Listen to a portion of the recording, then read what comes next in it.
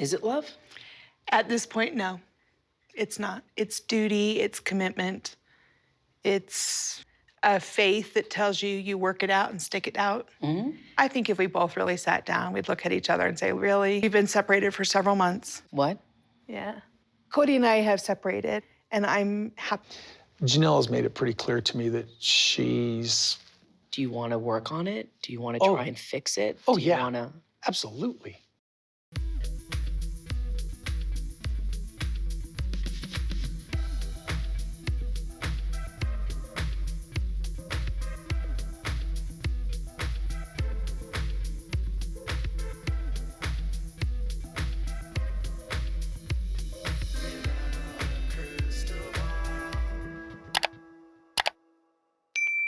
Hey everyone, it's Katie from Without a Crystal Ball. Welcome back to my channel. It is Monday, March 6th, 2023, and I hope you're having a wonderful day. I am back. I am so sorry I was gone all week last week. I was sick, but now I'm ready to go.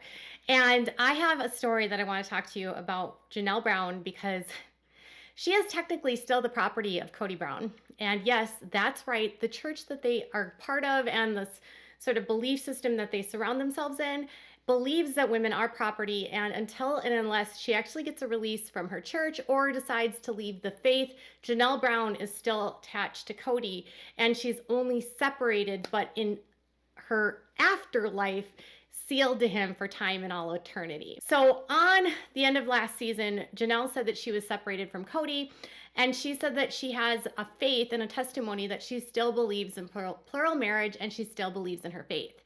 Because of this, she is like there, she said, out of a sense of duty, and that she has to stick through it till the end, but that they're separated and that she's happy, really happy.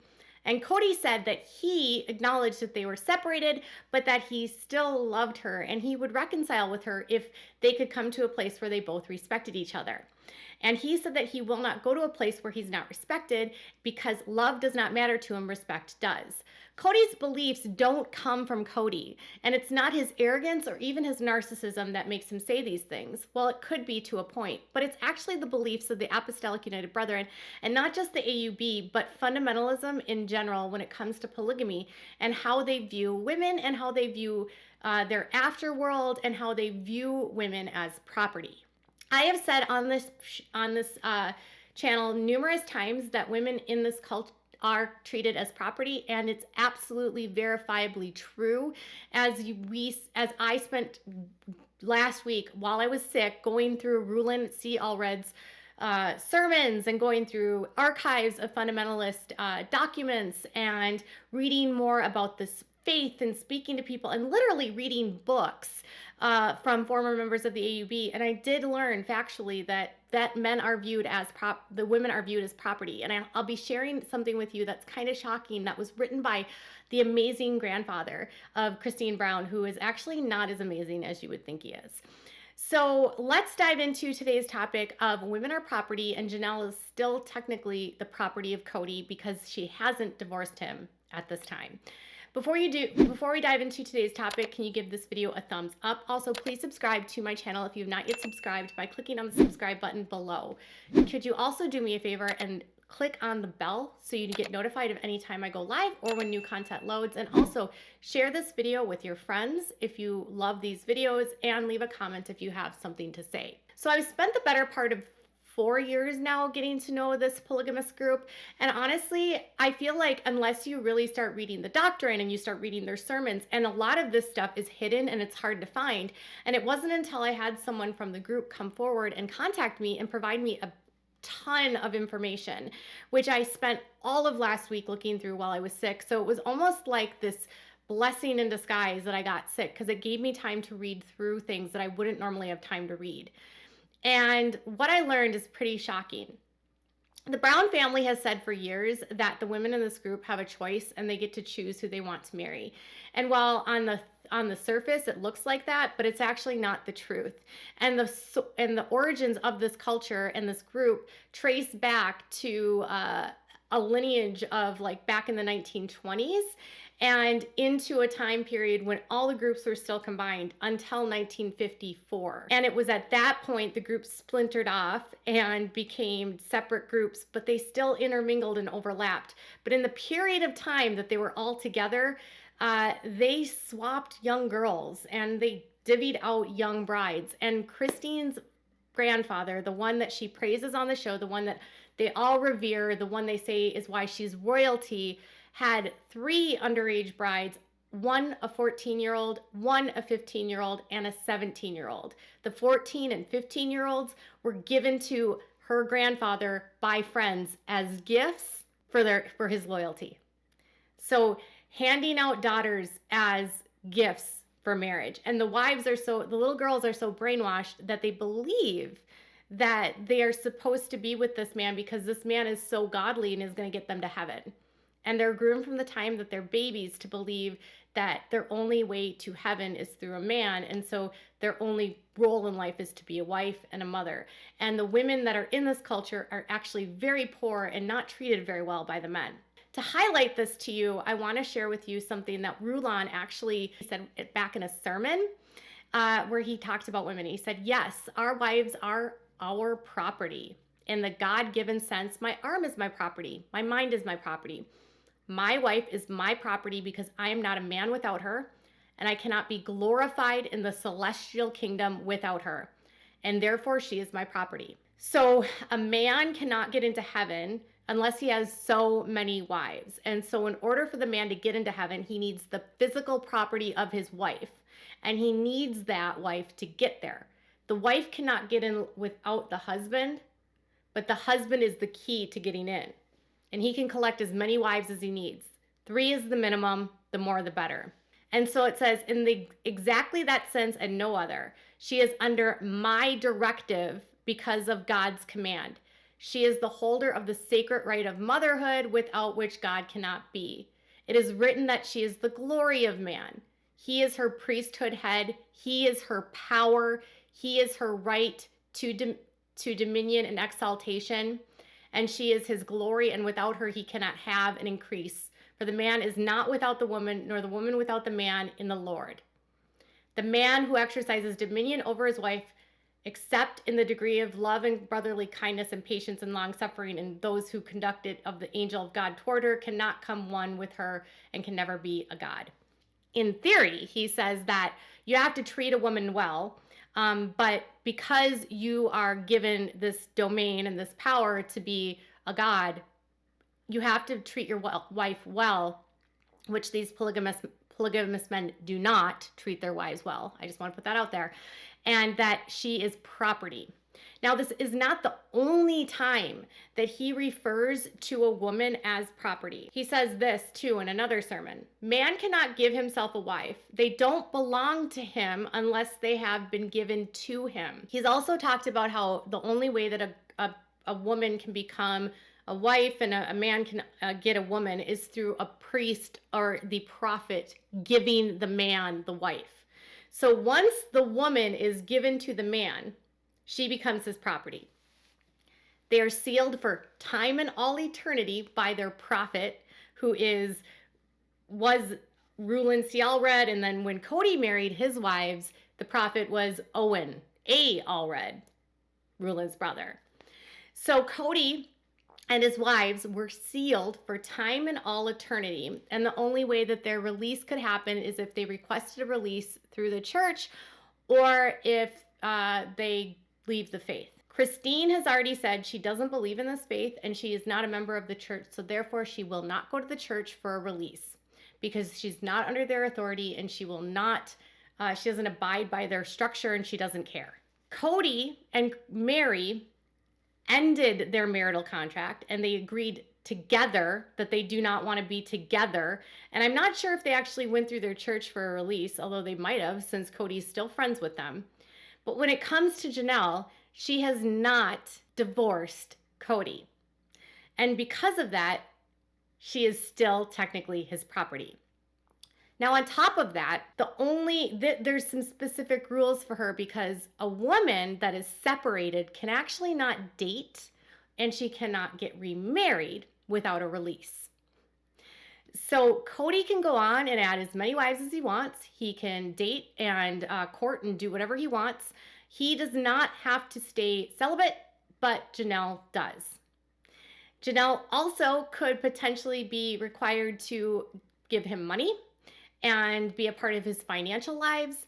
If she thinks that there's any level of reconciliation, she might also think to give him money.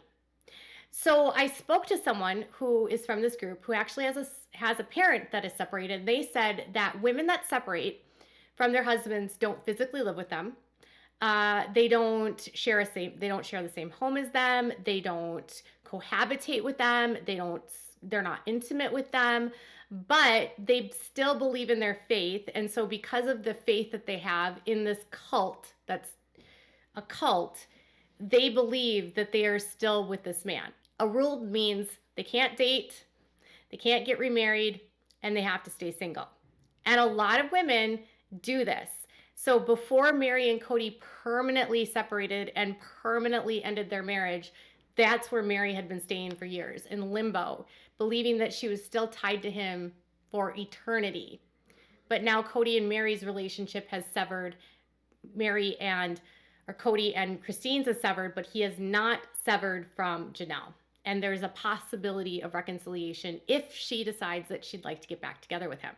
One of the big questions about money and some of the situations that we saw on the show this past year where Janelle and the women were sort of having disagreements about money and how, Janelle had said that she was really stupid and she had put herself in a really bad situation if she did decide she wanted to leave because she didn't have anything financially in her name. Well, the reason why things are not financially in their name is designed by the cult, is a rule of the cult, and it's designed to keep women in a subservient position so that they are effectively incapable of leaving. Now, the church uses ways of saying that this is a holy reason for doing this, but the facts are that it serves no one but the man to have full control. Owen Allred, who was the prophet for years for the Apostolic United Brethren, actually wrote a document called Rules for Successfully Living Celestial or Plural Marriage. And he said one of the biggest issues in all marriages is that finances need to be controlled by men. And if a woman gets finances for herself, she will not think in the best interests of the family, which is kind of the talking points that Kody has said. So this is what he writes. Many times a man, thinking he is doing his wife a favor, tells her that he would like her to handle the finances for the family. She considers this to be an honor to her. In some cases, a man has even promised his wife that no matter what happens, he will always allow her to handle the finances in the house or in the family. This is a very, very grievous mistake, and it is often a major reason for some unsuccessful marriages. The minute a man turns over his finances to his wife and lets her handle the checking account, lets her keep track of the bookkeeping, he is lamed. Lately, putting her in the head of the family in this area. So he's giving her the ability to be the head of the family by giving her access to the finances. It says, so she has the say, and she has the right to agree or disagree and say yes or no to how money is spent. So in this culture, in this cult, they don't want women to have any say about how money is spent. The man is supposed to have full dominion over all finances. And once a woman has access to those finances, he's considered that he's lost control of his family. And a lot of the beliefs that Kody has about patriarchy and the obedience comes directly from the cult. So it says, then when another wife comes into the family, she becomes subordinate to a wife who handles the finances. No woman should ever handle the finances in a celestial family. This must solely be the responsibility of the man, the head of the family. For no matter how hard a man tries to be just and fair, those who do not handle the finances will always believe that the wife who does handle the finances has priority over them. She uses the funds where she feels they're most needed, while the others have nothing to say about it. So because the husband is the head, he is supposed to have access to all the money. Because of that, a lot of times in this cult, women don't have bank accounts. They can't actually receive income, and so all of the income goes to the husband, and the husband then decides how the money is spent. And the wives get what they get. For years, this family has been paid through a single source called Kody Brown Family Entertainment Company, or LLC. And as they've said on the show, there's a family account. That's because the wives were not independently getting paid for this. They were getting paid, and Kody was managing all of this money. So if you ever wondered why some of the wives were getting things more than others, because he was designating funds specifically for one woman. Because of the way that their belief system works, he also can decide who pays for what. So if he wants Janelle to give money for Robin to have a house, he will say that you have to do this because you are my wife and I have dominion over you and you are my property and I control the finances. So while Janelle has said that she didn't sign up for patriarchy, she 100% did, because this is absolutely in their rules. And this is doctrine that's well known in this culture and in this cult. Other things he's not supposed to do is discuss the problems he's having with one wife with another wife. He should not gossip about that and bring other people into his problems. But something I thought that was interesting, and this actually speaks to how Kody was talking about Christine and loving him and this relationship, because when a woman falls out of love, or if a man falls out of love with a woman, it's not the man's fault, it's the woman's fault. And so it says, if a husband does not show his love to his wife, she should show him more love. If he does not return the love to her, then she should go look for the cause and go to him in sweet patience and not accuse him. The minute she accuses, he feels obligated to come up with some defenses. And when the husband defends himself, then he puts her in the wrong and him in the right, which creates a spirit of antagonism.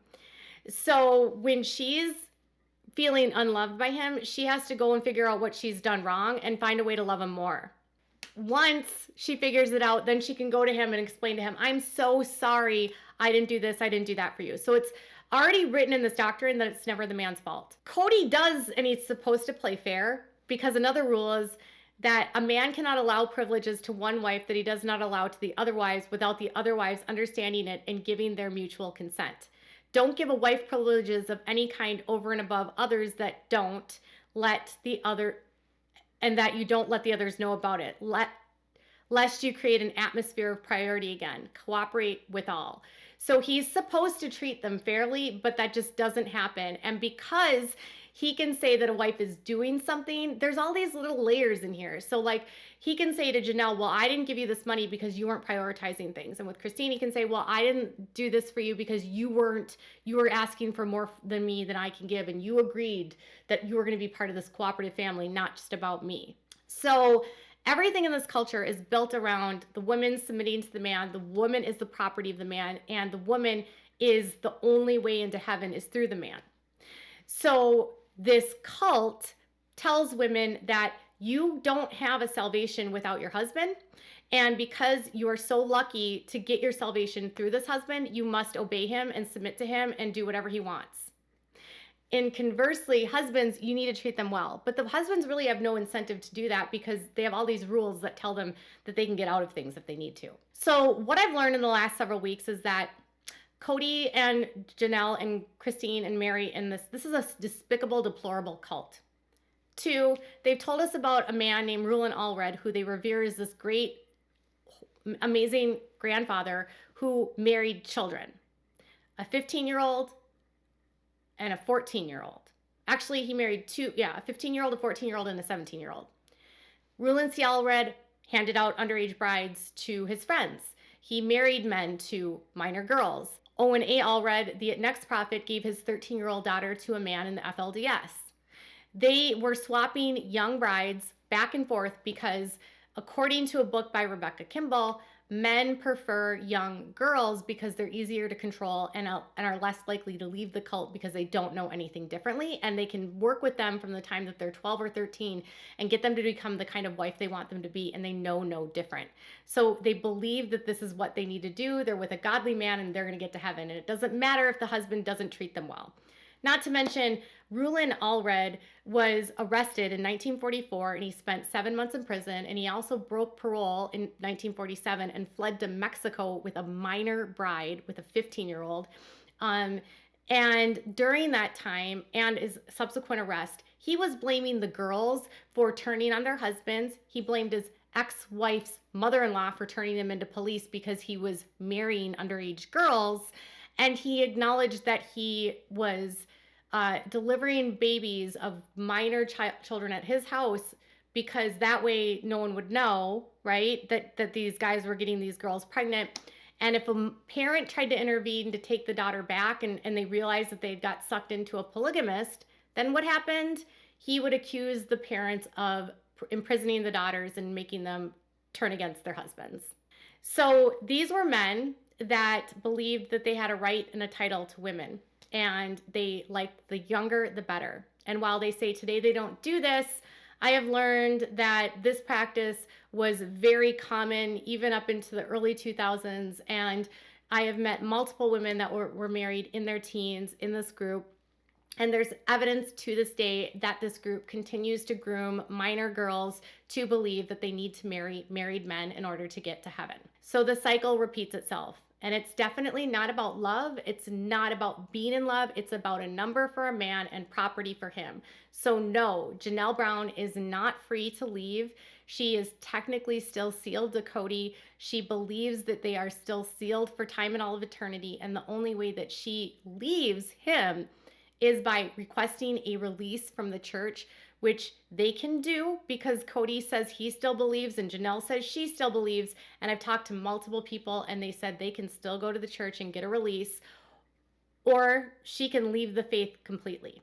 But unless and until she stops believing, she is stuck with Kody. And that means that he can control her finances if he wants to, or she can try to separate from him. But at this point, they are still in business on multiple businesses named together. They still own property together. They're still joint owners of my sister wives closet and 2 other businesses.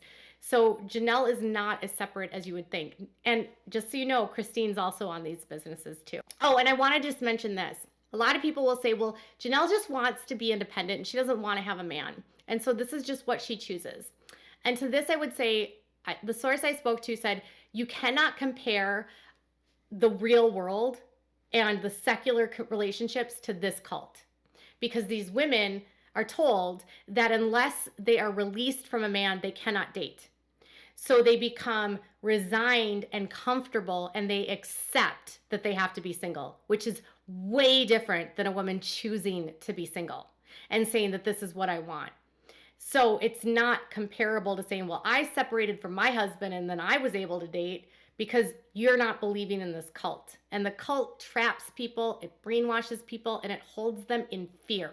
And another thing is that as long as you're supporting Janelle, you are indubitably, you're supporting a cult that abuses children and women. Support her from afar and hope that she gets out, but just know that a lot of women don't ever leave, and she might just stay forever because that's what she believes. It's really hard to break free from this brainwash. And Kody has never said he doesn't believe in polygamy, even though people say that.